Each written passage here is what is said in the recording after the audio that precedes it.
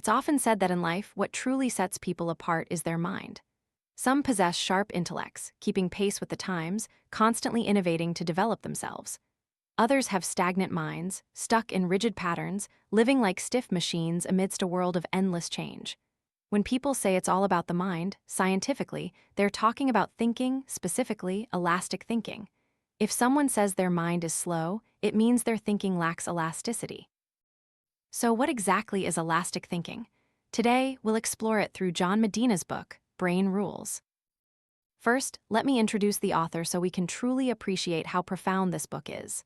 Medina, originally a physicist, taught at the California Institute of Technology.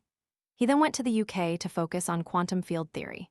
From there, at the age of 31, he became a screenwriter for Star Trek, working on famous films like Star Trek, the motion picture, and the TV series The Bionic Woman.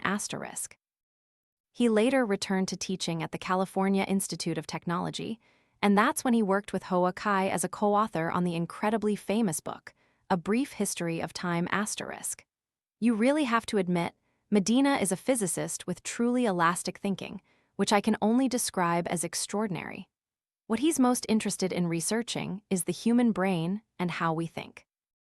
He's distilled all his complex research into this concise, yet invaluable book to help us understand what elastic thinking truly is. Elastic thinking is what distinguishes us humans from machines, ensuring that in the future, with the explosion of artificial intelligence, we won't be left behind or replaced. Now, let's dive deeper into elastic thinking. Let me elaborate a bit on why we need elastic thinking and how crucial its role is. If you don't cultivate elastic thinking, you're highly likely to fall behind. Every day, we encounter a colossal amount of information from various media. Statistics show that an average person is exposed to up to 10,000 words a day, equivalent to a 300-page book. New products and technologies constantly emerge, and information overflows, forcing us to continuously absorb and adapt. The rapid development of technological innovation has accelerated globalization. Furthermore, our current era of living with pandemics constantly shifts our basic needs. Many of us are forced to devise new ways to adapt and cope with life. Meanwhile, many others have taken a step ahead by optimizing the quality of their thinking. They've figured out how to prosper for society and their own lives. Where are you? Developing the quality of your thinking is your soft power. To make it easier to understand, I can give you some examples. Stepping out of your comfort zone, learning to embrace life's uncertainties, breaking free from traditional thinking patterns, rebuilding your ability to ask questions, or discarding deeply ingrained beliefs to embrace new ones. It's about letting your imagination and associations soar, creating new things, and bravely accepting failure. All of these things together constitute a multifaceted ability, a superpower, built upon a type of thinking called elastic thinking. By now, you've probably seen some of the power of elastic thinking, right? But you also need to know the second reason why we need to develop this type of thinking. You need to live differently from a machine. Here, I need to explain a term, scripted thinking. Thinking in a scripted way means you automatically perform unconscious behaviors, much like many other organisms. For example, you're reading a book, there's a glass of water next to you. You pick it up and drink. If I then ask you, did you just drink water? You might immediately say, no, I didn't drink any water. This act of drinking water is a scripted behavior. You drank automatically, without conscious awareness. There's an animal with a very interesting behavior, the sand wasp. When it finds food, it usually places it at the entrance of its nest. Its next action is to go inside the nest to check if anything is amiss, then it comes back out to drag the food in. Scientists conducted an experiment. They waited for the wasp to place food outside its nest. After it went inside to check, they moved its food to another spot. The wasp came out, didn't see the food, and immediately went to look for it. But strangely, when it found the food and returned, it wouldn't immediately bring the food into the nest. Instead, it would leave the food outside again and go inside to check the nest once more. So, the scientists took its food again. It would again leave the food outside and go inside to check. This repeated itself over and over. The scientists were utterly astonished. Was this truly a living creature or a pre-programmed machine? Let's not imagine that humans are so different from that sand wasp. In life, we spend a lot of time in a scripted state. For example, when we're driving, we're completely unconscious of when we're accelerating or braking. If humans lived entirely by scripted actions, we'd be no different from machines programmed by Mother Nature, without consciousness or control over our own behavior. What we need is an awakened consciousness. This is also just one part of elastic thinking. Ideally, our brain should be able to analyze and follow steps like a machine, but also maintain an awakened state, and suddenly, a hunch or an idea can spark in our minds.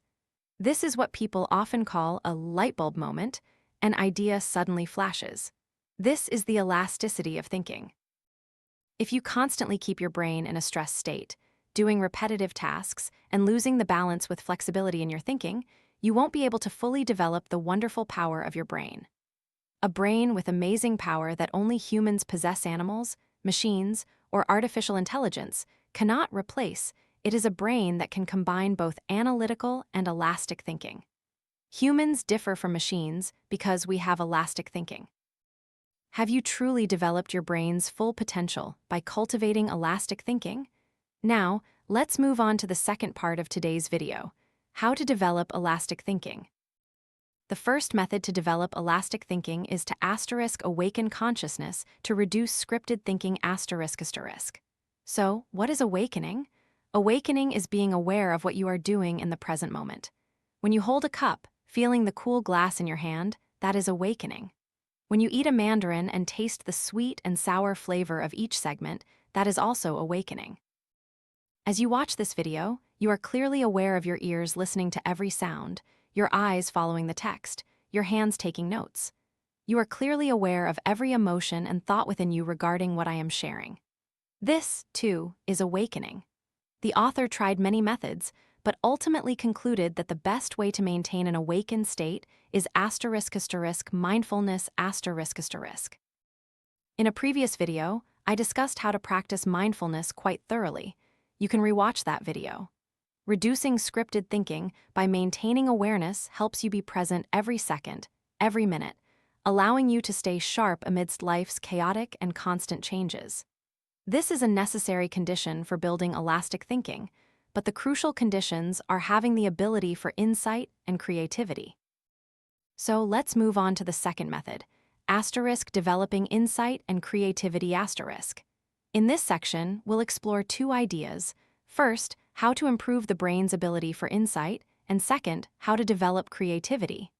Now, let's delve into the first part, how to improve the brain's ability for insight. Have you ever had an experience like this? The first time you see someone, but suddenly you get a feeling that this person is dangerous, definitely has ill intentions.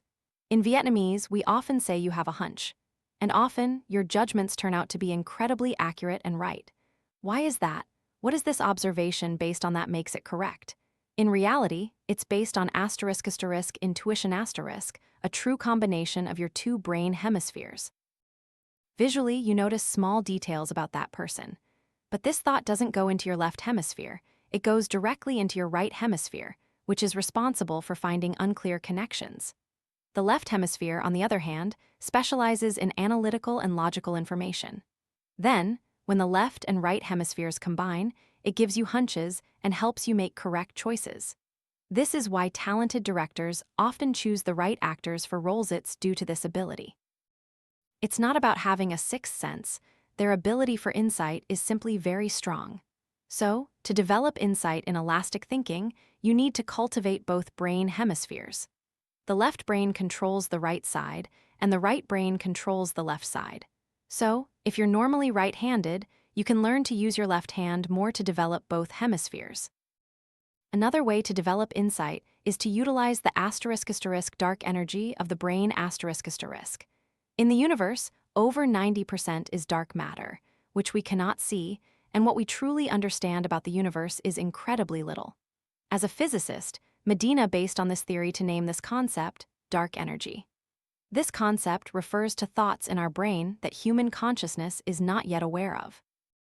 This dark energy appears when you're taking a walk, resting, taking a bath, when your soul drifts with the clouds, or when you're completely immersed in the chirping of birds or the patter of rain. That's when the brain's dark energy appears. Why is that? Have you noticed this? There are some problems that are very difficult to solve, no matter how long you try, But when you let your brain truly rest and then come back to it, you can suddenly come up with a solution or a new idea. This is when you can tap into the dark energy of your brain. Therefore, to develop insight, you need to allow your prefrontal cortex to relax. This means you need to truly let your head rest. Do you think your brain truly rests during the day when you take a break? Do you scroll on your phone for entertainment? After a day of work, do you binge watch shows episode after episode? Or do you play a few games late into the night? If you do these things, please limit them. Because if you think these forms of entertainment truly help you relax, you're completely mistaken, because your brain continues to be active during these times. Learn to embrace boredom, as discussed in the previous video where I analyzed the book Deep Work. Only when your brain is completely at rest can your elastic thinking truly take effect, and you will be able to focus longer and work more effectively on subsequent tasks. Finally, the way to cultivate elastic thinking is to develop creativity. If you see a scene of piglets circling their mother to nurse, what would you associate with that? Let me tell you a story. A man was assigned a task by his boss to investigate why their stores were so quiet. He investigated all the other stores and found they weren't much different from his own. One day, while passing by a farm, he saw the scene of piglets circling their mother, nursing. Immediately, an idea sparked, and he told his boss, "Why don't we open a store where people can come and choose their own goods?" The boss thought it was ridiculous, but the man didn't give up and started his own business. And that's how the first self-service supermarket was born. Can you imagine? The self-service supermarket was invented thanks to an association with the image of piglets nursing. Indeed, all creativity begins with an association. In the most beloved creative science book at Stanford University by Jai Nasri, it points out a method to enhance creativity. Practice associating unrelated things to create a new idea. So, if I give you a word now, chess, and you give me any random word completely unrelated to chess, like hot pot barbecue, try to link these two things together and come up with something new. For example, a hot pot barbecue restaurant with a chess theme, or making chessboards for customers to play while they wait, or shaping grilled food into chess pieces, and so on. The more ideas, the better. Practice this regularly with your friends, your children, or even by yourself. Your creativity will develop in unexpected ways.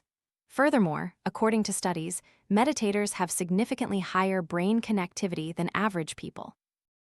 That's why in many previous videos, I've emphasized the importance of meditation. Practice meditation every day to strengthen the elasticity of your thinking. This is truly a method with no capital cost but immense returns. To improve creativity and develop elastic thinking, we must reward our brains. In a scientific experiment, a person whose frontal lobe was damaged, the area containing the brain's reward system, was unable to make any choices in life. Dopamine is a crucial hormone in the brain's reward system. With dopamine, our brains can feel excitement, which gives us motivation and enables us to do creative things. Someone who is always in a gloomy mood will be less creative than someone who is always cheerful and positive. I usually find my own dopamine from things I do that generate internal joy, what I call happy hormones. These are simple pleasures like reading, listening to podcasts, practicing calligraphy, or going to the gym. Because when I do these things, I genuinely feel happy, and this often leads to creative ideas in my life. My elastic thinking improves significantly as a result. However, if we only seek to reward our brains by constantly chasing temporary pleasures from trivial pastimes, we'll only get paralyzing hormones that deceive us. Why do you endlessly scroll on your phone and suddenly hours fly by? Why can you stay up all night playing games? It's because these pastimes also release a lot of dopamine, making you more and more addicted. But be aware, dopamine can be a reward, but it can also be a punishment. It all depends on your awakened consciousness. Just a few more words I want to add at the end. To develop elastic thinking, besides moments of joy, there are also times of exhaustion that can spark many creative ideas. Sometimes, tossing and turning in the middle of the night is when you think of something brilliant and new. And never be afraid of failure. Respect differences, because creative people always have a touch of madness. Did you know that another inventor, Nikola Tesla, when he was old, fell in love with a beautiful pigeon among the flock in the square he frequented? But if we ordinary people don't want to be that eccentric, a little light alcohol can also boost our creativity, like Levi, who created many immortal poems in a drunken state. But for us, I think a little bit of relaxation is enough. Don't get addicted. Finally, learn from children. Only children see a staircase and slide down it, while adults usually take one step at a time. Why were people like Einstein so creative? Einstein, in his later years, still loved cycling playfully everywhere.